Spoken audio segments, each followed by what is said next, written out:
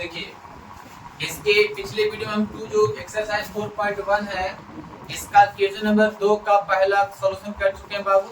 आज के इस वीडियो में हम करने वाले हैं 2 का दूसरा। ठीक है, यहाँ पे आराम से देखेंगे। बोलता है कि 2 क्रमागत धनात्मक पूर्णांकों का गुणनफल 306 है जी, तो हमें पूर्णांकों को ज्ञात करनी है। बहुत अच्छी बात है, कोई दिक्कत नहीं है। चलिए आराम से इसको हम लोग सॉल्व करते हैं बाबू, बहुत हल्का है जी। देखिए पहले बोलता क्या है ना कि 2 क्रमागत धनात्मक। क्रमागत का मतलब क्या होता है सर? क्रमागत का मतलब होता है लगातार होता है। ठीक है, यानी कि हमको 2 वो संख्या को चुनना है जो क्या है, लगातार है बाबू, और हमेशा पॉजिटिव इंटीजर्स में है, यानी कि धनात्मक पूर्णांक में है। जब उसका मल्टीपल करेंगे, गुणनफल करेंगे तो उसका मान 306 आना चाहिए। ठीक है, तो हमें मालूम नहीं है कि ऐसी 2 पूर्णांक कौन है, तो मान लेते हैं। माना कि 2 क्रमागत धनात्मक पूर्णांक x तथा x प्लस 1 है। मान लीजिए बाबू 2 क्रमागत धनात्मक पूर्णांक कितना है? पहला है x और दूसरा है x प्लस 1 है। ठीक है बाबू, चलेंगे प्रश्न में कहा दिया बाबू 2 क्रमागत धनात्मक पूर्णांकों का गुणनफल दिया ना, तो यहाँ पे 2 क्रमागत धनात्मक पूर्णांक कौन माने जी? एक तो x है और दूसरा x प्लस 1 है। इसका गुणनफल का मान दे कितना? तो 306। दोनों पूर्णांकों के गुणनफल का मान दिया 306। ठीक है, चलिए इसको बनाते हैं गुणा के लिए। x में x गुणा करो बाबू, x स्क्वायर प्लस x में 1 से x और बराबर में 306।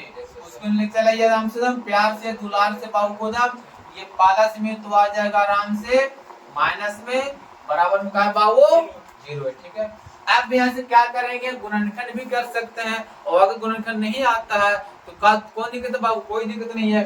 आराम से आप क्या करेंगे, लगावेंगे, मूल निकालेंगे। तो a का मान 1, b का मान 1 और c का मान माइनस में 306। निकाल दिए पहले d, b स्क्वायर माइनस और ऐसे। ठीक है, d b का मान कितना बाबू? 1 का स्क्वायर माइनस 4 इंटू a का मान कितना है? 1 और c का मान माइनस में 306 है। जब d का मान निकालेंगे तो 1 का स्क्वायर 1 माइनस माइनस प्लस 306 में 4 गुना करेंगे तो 1224, और 1 को जोड़ दो बाबू तो हो जाएगा 1225। डी निकल गया जी। तो यहाँ तक आराम से निकालते हैं हम लोग मूल निकालने का फॉर्मूला क्या होता है? Minus B plus minus root of D by में कितना होता है बाबू? 2a। जिसको फॉर्मूला नहीं मालूम है इसका वीडियो बन के डाल दिए बाबू, जाकर के प्लेलिस्ट में देखिए, आराम से आप वीडियो देख लीजिए। ठीक है, तो अच्छा समझ में आ जाएगा और याद हो जाएगा। माइनस को रहे दो बाबू, b का मान कितना है यहाँ पे? देखिए तो b का मान 1 है, रख दो, plus minus root of d है, d का मान 1225, d का मान है 1225 है, बट्टा में 2 इंटू a का मान कितना है बाबू? 1 है, लिख दीजिए।